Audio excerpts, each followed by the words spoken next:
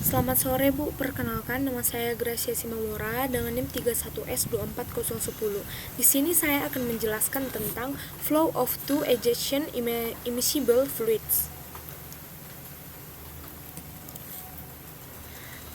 Yang pertama, outline yang akan kita bahas pada materi tersebut yang pertama yaitu fenomena dan jenis sistem, kemudian asumsi yang terdapat pada fenomena ini.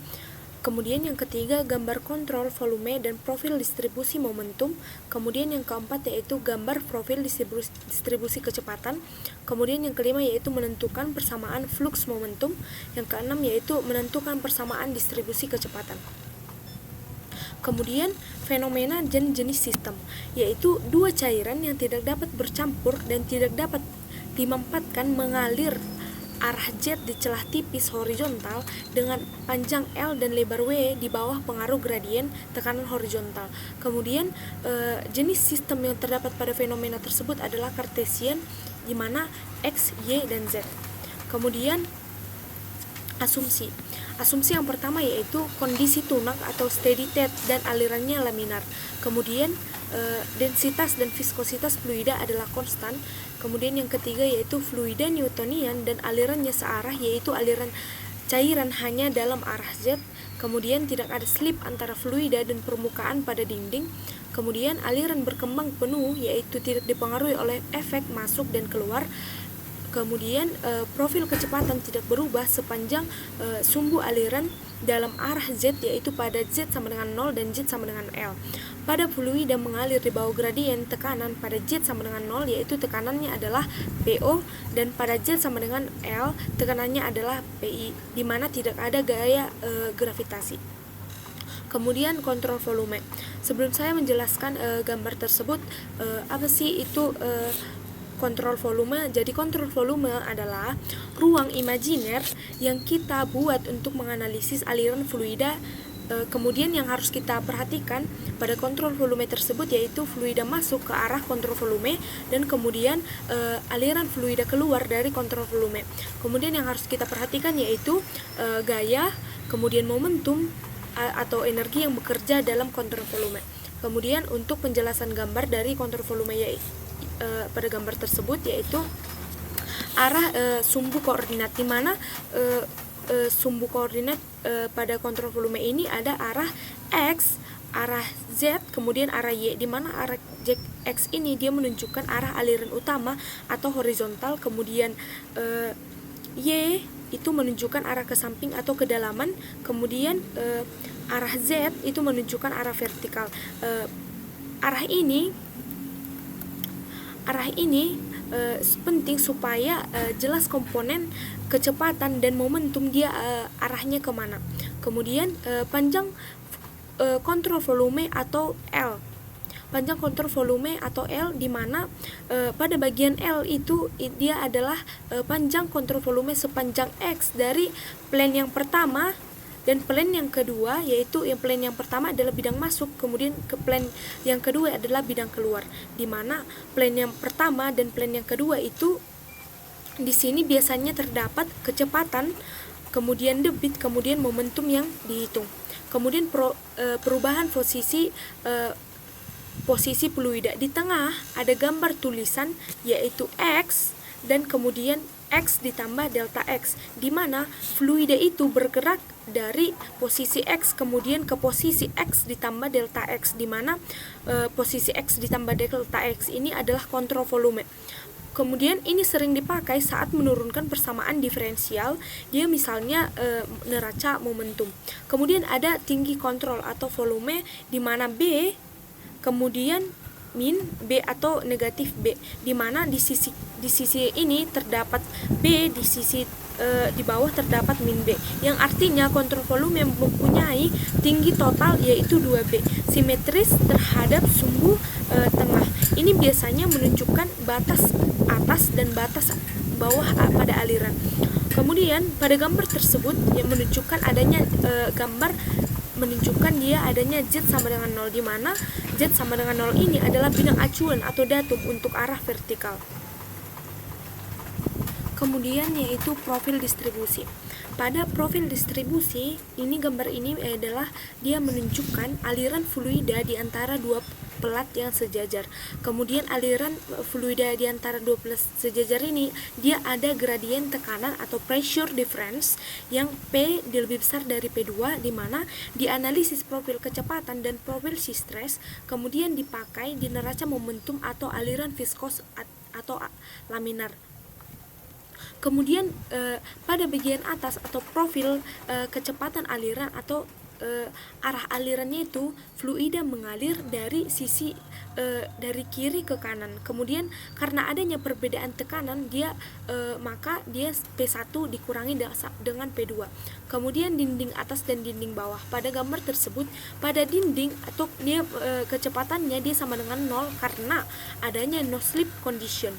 Ini dituliskan dia sebagai no more viscous fluid atau dekat dinding dan less viscous fluid atau di tengah. Dia maksudnya yaitu dia mengartikan yaitu dekat dinding atau fluida menempel pada kecepatan kecil, kemudian dia semakin ke tengah atau kecepatannya makin besar. Kemudian bentuk dari profil kecepatannya itu adalah profil melengkung atau parabola, di mana ada minimum di dinding dan maksimum di tengah saluran. Ini ciri khas dari aliran laminar ini akibat adanya pressure difference atau flow atau dinamakan dengan Poiseuille flow. Kemudian pada bagian tengah atau persamaan kecepatan di dalam gambar tersebut adanya persamaan tipe D, yaitu mu x itu sama dengan P1 dikurang P2 per 2 mu L, di mana B kuadrat dikurangi dengan X kuadrat, di mana yang artinya yaitu kecepatannya itu tergantung pada posisi X, di mana tergantungnya pada beda tekanan P1 dikurangi dengan P2, kemudian viskositasnya adalah mu, kemudian jarak pelat atau B, kemudian panjang saluran atau L. Kemudian pada gambar ini dia menghasilkan adanya profil pada parabola. Pada bagian bawah atau profil shear stress atau tegangan geser, bentuk profil shear stressnya itu 0 di tengah saluran dan kemudian maksimum di dinding. Kenapa?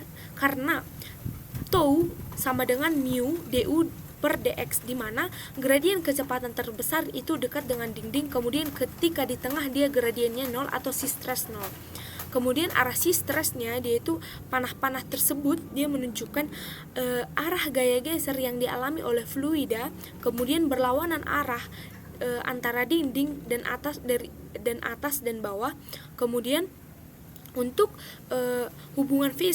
hubungan ke fisika aliran, yaitu dia tekanannya itu dia mendorong aliran, kemudian viskositasnya itu dia menahan aliran, di mana kombinasinya itu menghasilkan profil kecepatan parabola dan profil shear stress linear. Kemudian kesimpulan dari profil distribusi ini yaitu profil kecepatan fluida di antara dua pelat dan parabola, kemudian profil shear stress yaitu linear, kemudian alirannya itu terjadi karena adanya beda tekanan, kemudian kondisi no slip pada dinding. Pada flux momentum ini dia muncul karena fluida itu bergerak, itu bukan karena gaya luar langsung. Kemudian pada gambar ini yaitu ada bidang imajiner dia di posisi X, dan ada bidang lain yaitu X ditambah dengan delta X, di mana fluida itu mengalir melewati bidang. Saat fluida lewat dia membawa momentum arah X, di mana jadi pada kesimpulan dari gambar tersebut yaitu flux momentum dia itu sama dengan laju aliran momentum yang melewati suatu luas. Kemudian di mana pressure force atau F sama dengan P dikalikan dengan A, dia itu artinya yaitu tekanan bekerja pada luas penampang kemudian menghasilkan gaya arah X. Kemudian tegangan geser ini dia menghambat aliran, kemudian dia timbul karena viskositas fluida, kemudian arah gaya geser itu berlawanan dengan arah aliran, di mana secara fisika rumusnya itu yaitu tau sama dengan mu du per dz. Kemudian pada kesimpulan dari gambar tersebut yaitu fluida yang mengalir itu dia membawa momentum, kemudian momentum itu bisa masuk dan keluar dari kontrol volume, kemudian dia itu ada perubahan momentum harus disebabkan oleh gaya, kemudian gaya utama di sini yaitu gaya tekanan dan gaya geser atau viskos. Kemudian shell of momentum balance, di mana pada gambar tersebut yaitu laju perubahan momentum itu sama dengan momentum masuk dikurangi dengan momentum keluar atau gaya yang bekerja yaitu terutama gaya tekanan. Kemudian rate of momentum accumulation atau transport, di mana pada bagian kiri dikurung dia itu pada yang dikurung dia itu artinya yaitu perubahan momentum di dalam sel. Kalau keadaan steady state dia tidak ada penumpukan momentum, jadi akumulasi momentumnya itu dia sama dengan 0. Itulah sebabnya di ujung persamaan itu sering ditulis dia sama dengan 0. Kemudian ada pada bagian tengah dituliskan yaitu momentum yang dibawa fluida keluar dikurangi dengan masuk sel, di mana fluida itu bergerak kemudian membawa momentum. Secara umum dia itu momentum flux itu sama dengan rho dikalikan dengan U kuadrat dikalikan dengan A. Kalau momentum masuk itu sama dengan momentum keluar, yaitu berarti dia tidak ada perubahan atau bersih, yaitu untuk aliran fluida developed yaitu net momentum transport dia itu sama dengan 0. Kemudian bagian adalah pressure force, di mana gaya tekanan yang bekerja pada permukaan shell fluida dia itu rumus dasarnya yaitu F sama dengan P dikali A. Karena tidak ada beda tekanan, maka tekanan kiri tidak sama dengan tekanan yang ada di kanan. Maka gaya bersih yaitu Fx sama dengan P1 dikurang P2 dia dikali A. Inilah gaya yang mendorong fluida mengalir. Kemudian kenapa hasilnya adalah 0? Karena asumsi yang dipakai di shell momentum balance itu ada keadaan steady state, kemudian tidak ada percepatan, kemudian aliran fluida developed, maka tidak ada akumulasi momentum, yang artinya yaitu momentum transport ditambahkan dengan pressure force itu sama dengan 0.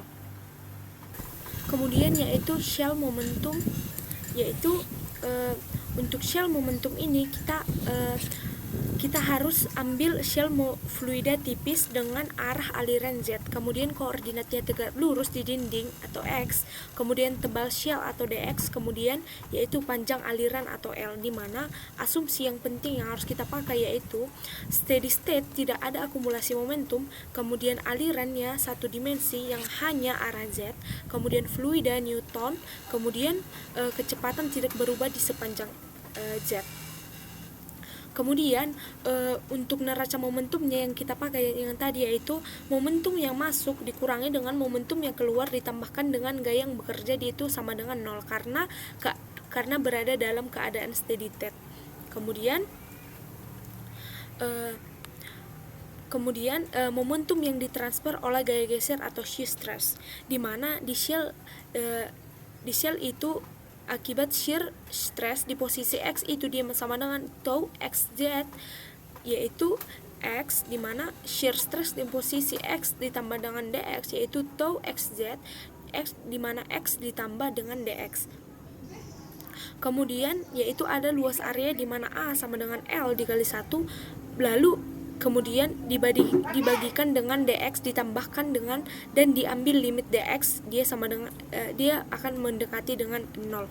Kemudian gaya tekanan atau pressure force, kemudian di tekanan di inlet atau P0 atau outlet di PL, maka gaya tekanan di sepanjang jet itu dia sama dengan P0 dikurang PL dikalikan dengan 1 dikali dx, atau yang biasa kita sering tulis yaitu min dp per dz dikalikan dengan L dx. Kemudian gabungan dengan ke neraca momentum. Neraca momentum shell itu kan dia d tau xz per dx dikalikan dengan L dikurang dp per dz dikalikan dengan L dia sama dengan 0. Kemudian setelah itu kita integrasikan pertama yaitu mencari shear stress. Pada integrasinya terhadap x dia itu tau xz itu sama dengan min dp per dz dikalikan dengan x ditambahkan dengan C1, di mana kita menggunakan kondisi batas simetris yang kemudian di tengah saluran x dia sama dengan 0, kemudian si stresnya dia sama dengan 0, maka C1 itu sama dengan 0 sehingga tau xz sama dengan min dp per dz dikalikan dengan x. Kemudian yaitu kita mensubstitusikan ke kita hubungkanlah si stresnya dengan kecepatan atau hukum Newton. Untuk fluida Newton yaitu tau xz sama dengan mu dvz per dx. Kemudian kita substitusi ke mu dvz per dx yaitu sama dengan min dp per dz dikalikan dengan x. Kemudian kita integrasikan dia kedua profil distribusi kecepatannya, yaitu dvz per dx itu sama dengan min 1 per mu dikali dengan dp per dz itu dikalikan dengan x. Kemudian hasil dari integrasinya itu yaitu kita dapatkan yaitu vz dia sama dengan min 1 per du dz dikalikan dengan x kuadrat ditambahkan sama c2.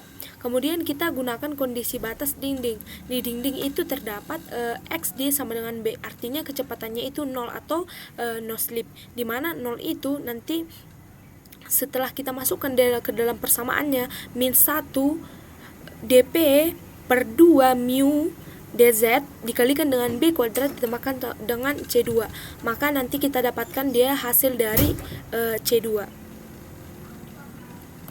Kemudian yaitu setelah kita distribusikan ke persamaannya yang C2 ini, kemudian yaitu hasil akhirnya itu kita akan mendapatkan persamaan akhir dari profil kecepatan, yaitu nanti hasil akhirnya itu yaitu Vz di mana x sama dengan 1 per 2 mu dikalikan dengan min dp per dz, dimana dia nanti dikalikan dengan b kuadrat dikurangi dengan x kuadrat, dimana inilah profil kecepatan parabola yang sudah kita kerjakan. Sekian dari hasil presentasi saya, Bu. Jika ada kesalahan mohon dimaafkan. Terima kasih.